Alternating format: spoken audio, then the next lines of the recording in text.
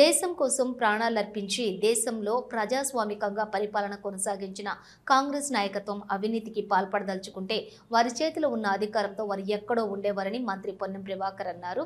సిద్దిపేట జిల్లా హుస్నాబాద్ ఎల్లమ్మ చెరువు కట్ట సుందరీకరణ పనులను మంత్రి పరిశీలించారు. ఈ సందర్భంగా మంత్రి మాట్లాడుతూ దేశ అభివృద్ధి కోసమే త్యాగం చేసిన గాంధీ కుటుంబం నేడు నరేంద్ర మోడీ చేతిలో కక్ష సాధింపులకు గురవుతోందని ఆవేదన వ్యక్తం చేశారు.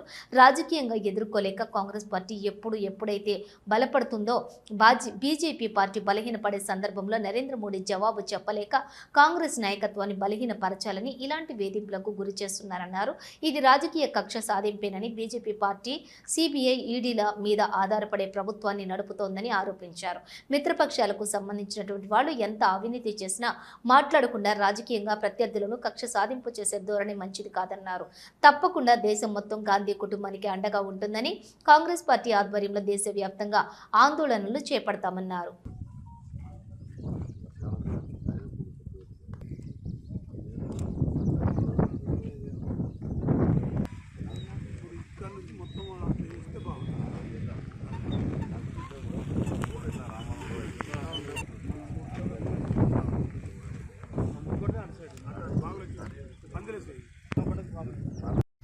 దేశం కోసము ప్రాణాలు అర్పించి దేశంలో ప్రజాస్వామికంగా పరిపాలన కొనసాగించిన కాంగ్రెస్ పార్టీ నాయకత్వం అవినీతికి పాల్పడదలుచుకుంటే వారి చేతిలో ఉన్నటువంటి అధికారంలో వారు ఎక్కడో ఉండేటువంటి వాళ్ళు.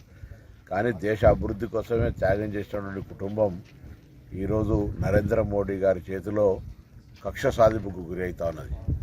రాజకీయంగా ఎదుర్కోలేక కాంగ్రెస్ పార్టీ ఎప్పుడెప్పుడైతే బలపడతా ఉందో భారతీయ జనతా పార్టీ బలహీనపడే సందర్భంలో నరేంద్ర మోడీ గారు జవాబు చెప్పలేక అటు పార్లమెంట్లో కానీ బయట కానీ ప్రజల వ్యతిరేకత వస్తున్న సందర్భంలో కాంగ్రెస్ నాయకత్వాన్ని డిమోరలైజ్ చేయాలని ఇటువంటి వేధింపులకు గురి చేస్తూ ఉన్నారు. ఇది రాజకీయ కక్ష సాధింపే. 80 సంవత్సరాలు పడ్డ సోనియా గాంధీ గారి పైన ఇటువంటి కార్యక్రమాలు చేయడం కానీ లేదా నేషనల్ హెరాల్డ్ ఆ రోజు స్వతంత్రం కోసం పోరాడే సందర్భంలో తీసిన పత్రికలకు సంబంధించిన అంశం మీద రాజకీయం చేయడం కానీ ఇవన్నీ కూడా చూస్తూ ఉంటుంటే బీజేపీ పార్టీ సిబిఐ ఈడీల మీదనే ఆధారపడి ఈ ప్రభుత్వాన్ని నడుపుతోంది. మిత్రపక్షాలకు సంబంధించిన వాళ్ళు ఎంత అవినీతి చేసినా మాట్లాడకుండా రాజకీయంగా ప్రత్యర్థులను కక్ష సాధింపు చేసే ధోరణి మంచిది కాదు. తప్పకుండా దేశం మొత్తం గాంధీ కుటుంబానికి అండగా ఉంటుంది.